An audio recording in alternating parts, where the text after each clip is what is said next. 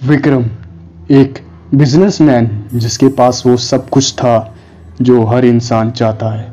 एक अच्छा बिजनेस और एक अच्छी फैमिली जिसमें थी उसकी वाइफ और उसके 2 बच्चे। एक दिन उसे उसके बिजनेस में काफ़ी ज़्यादा लॉस होता है, जिसकी वजह से उसे काफ़ी ज़्यादा पैसों की ज़रूरत पड़ती है, लेकिन उसे कहीं से पैसे नहीं मिलते। वो हर जगह से कोशिश करता है और पॉसिबल वे से पैसों का इंतज़ाम करने की कोशिश करता है जिससे उसका बिजनेस बच पाए, लेकिन उसे कहीं से पैसे नहीं मिलते। इसी टेंशन में वो ऑफिस में ही बैठा रहता है और घर नहीं जाता। टाइम हो जाने की वजह से उसकी ऑफिस के सारे वर्कर्स वहाँ से चले जाते हैं, लेकिन वो अकेला ऑफिस में बैठा रहता है और अचानक से उसका फ़ोन रिंग होता है।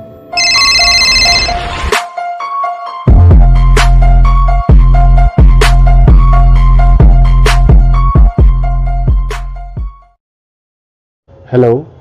हेलो सर, मैंने सुना है आपको पैसों की ज़रूरत है। मैं एक पॉलिसी एजेंट हूँ।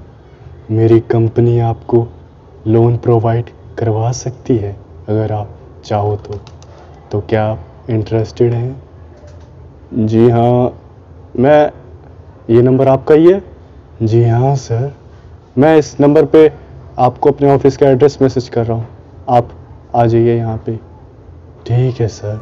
विक्रम को पैसों की बहुत ज़्यादा ज़रूरत थी, इसलिए वो मना नहीं कर पाया और उसने हाँ कर दी और फिर उसे ऑफिस के लिए बुलाया और वो एजेंट आधे घंटे में विक्रम के ऑफिस पहुंच गया और उसने लोन के डॉक्यूमेंट्स दिखाए और उसे बोला, सर ये लीजिए और इसे अच्छी तरह से पढ़ लें।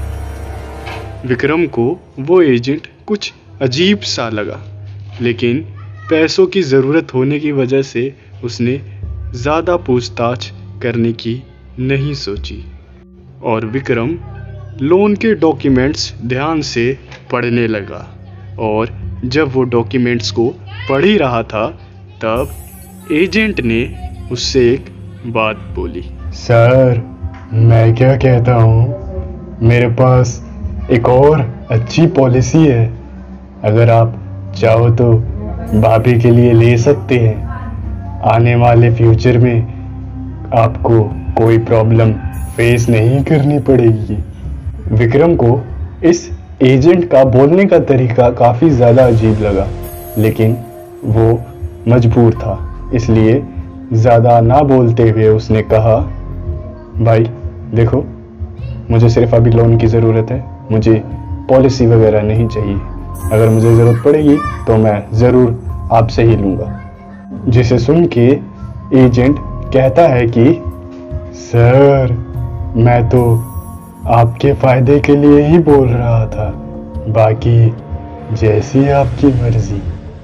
नहीं रहने दो, मैंने सारे पेपर्स पे साइन कर लिए हैं जहाँ जहाँ तुमने कहा था, और मुझे ये बताओ मुझे कब तक पैसे मिल जाएंगे? थैंक यू सर, मैं आपको कल पूरे पैसे दे दूंगा। सेवा का मौका देने के लिए शुक्रिया। अगले दिन सुबह से लेकर शाम तक विक्रम उसका वेट करता रहा, लेकिन वो नहीं आया। उसके ऑफिस बंद करने का टाइम हो गया और उसका ऑफिस बंद हो गया और वो अपने घर चला गया। वो काफ़ी ज़्यादा टेंशन में था कि वो एजेंट पैसे लेके क्यों नहीं आया। और जब वो अपनी वाइफ के साथ डिनर कर रहा होता है तभी तो कोई उसके घर की डोरबेल बजाता है और जब विक्रम डोर खोलता है तो वही एजेंट उसके सामने होता है और वो एजेंट कहता है, सॉरी सर, मैं इस वक्त आपके घर आया। मैं पूरे दिन बहुत बिजी था, लेकिन अब मुझे छुट्टी मिली तो सोचा जाते जाते आपको आपके पैसे दे दूं। पैसों की बात सुन के विक्रम थोड़ा खुश होता है और एजेंट से कहता है, अरे भाई, मैं पूरे दिन तुमको कितने कॉल मिलाए, लेकिन तुम्हारा एक भी कॉल नहीं लगा। तो एजेंट इसके जवाब में कहता है, सॉरी सर, ये मेरा फ़ोन है ना, थोड़ा ख़राब है, कभी कभी कॉल ही रिसीव नहीं करता। मैं माफ़ी चाहता हूँ आपसे।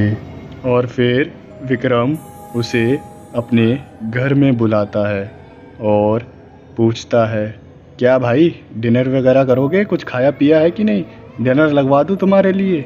जिसके जवाब में वो एजेंट कहता है कि सॉरी सर, लेकिन मैं अभी खाना नहीं खाऊंगा, मुझे घर जाके ही खाना है, वरना मेरी वाइफ गुस्सा करेगी सर। जिसे सुन के विक्रम थोड़ा हंसता है और कहता है अरे भाई, वाइफ से डरते हो, चलो वाइफ से तो आजकल दुनिया डरती है। सब ठीक ही चल रहा था, लेकिन विक्रम की वाइफ को वो एजेंट काफ़ी अजीब लगता है और उसे ऐसा लग रहा था जैसे वो इस एजेंट को पहले ही मिल चुकी है, लेकिन उसे ये याद नहीं आ रहा था वो इससे कब और कहाँ मिली है। वो इसी सोच में डूबी रहती है, लेकिन वो उस एजेंट को कुछ नहीं कहती और वो एजेंट विक्रम को पैसे देके चला जाता है। और सुबह जब विक्रम ऑफिस आ जाता है तो उसकी वाइफ को अचानक से याद आता है कि वो एजेंट उसके पास 2 साल पहले आया था अपनी माँ के इलाज के लिए, लेकिन कुछ पैसे कम होने की वजह से विक्रम की वाइफ उसकी माँ का इलाज करने से मना कर देती है, जिसकी वजह से सही वक्त पे इलाज ना मिलने के कारण उसकी माँ की मौत हो जाती है।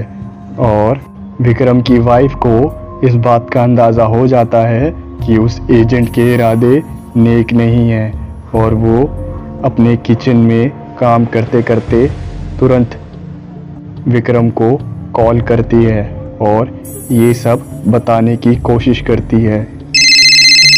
और जब विक्रम कॉल पिक करता है तो उसकी वाइफ उससे कहती है कि उससे दूर रहो, वो हम सबका बुरा चाहता है। और जैसे ही विक्रम पूछता है कि कौन हमारा बुरा चाहता है, उससे पहले ही उसे एक ब्लास्ट की आवाज़ सुनाई देती है, जिसके बाद फ़ोन कट हो जाता है और विक्रम पागलों की तरह अपने घर की तरफ भागता है। और जब वो अपने घर पहुंचता है तो देखता है कि एक सिलेंडर ब्लास्ट में उसका पूरा घर तबाह हो चुका है और उसकी वाइफ की डेथ हो गई है। उसके बच्चे उस वक्त स्कूल में होते हैं, जिसकी वजह से वो बच जाते हैं, लेकिन उनकी माँ नहीं बच पाती। घर पूरी तरह जल जाने की वजह से विक्रम को और पैसों की ज़रूरत पड़ती है और विक्रम वापस उसी एजेंट को कॉल करता है, लेकिन जब भी वो कॉल करता है उसे सिर्फ एक ही आवाज़ सुनाई देती है।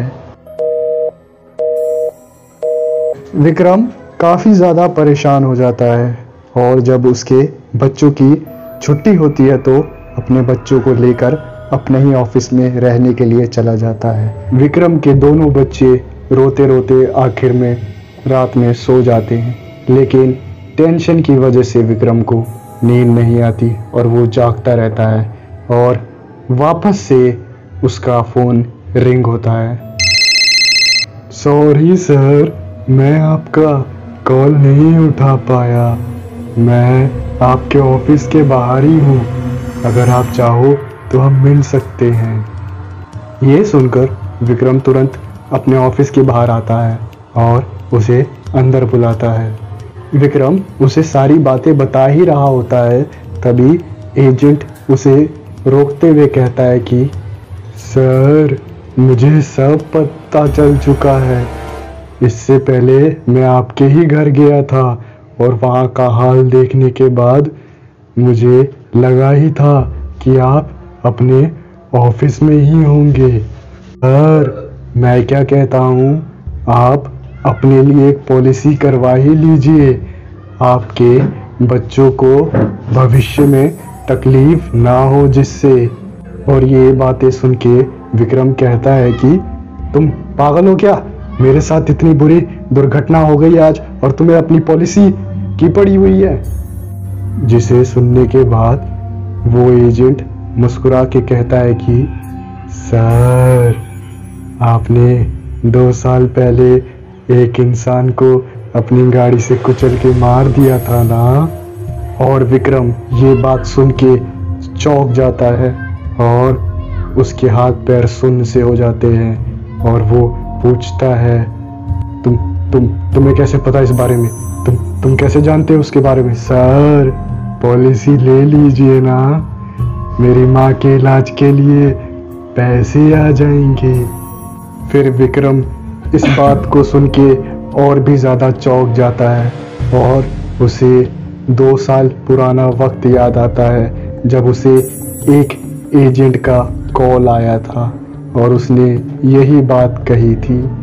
और विक्रम ने पॉलिसी ना लेते हुए उल्टा उसी एजेंट को बहुत बुरी भली गालियां देके फ़ोन काट दिया था। और जिस डॉक्टर ने पैसे की कमी के कारण उसकी माँ का इलाज नहीं किया था, वो और कोई नहीं, विक्रम की वाइफ ही थी। और जब उसकी माँ का इलाज नहीं हो पाया तो उसकी माँ की मौत हो गई और पॉलिसी बेचने का टारगेट पूरा ना होने की वजह से उस एजेंट को भी कंपनी से निकाल दिया गया और फिर वो रोड पे आ गया। फिर जब वो रात को डिप्रेशन में हाईवे पे घूम रहा था तो उसी वक्त विक्रम और 2 साल पहले विक्रम ने जिसको अपनी गाड़ी से कुचल के मारा था वो और कोई नहीं, वही एजेंट था। और ये सब बातें सुनने के बाद विक्रम अपने होश खो देता है और उसे हार्ट अटैक आ जाता है, जिसकी वजह से वो कुछ बोल ही नहीं पाता और उसकी मौत हो जाती है। और फिर वो एजेंट मुस्कुराते हुए उसके पास आता है और कहता है, सर, पॉलिसी ले लीजिए ना,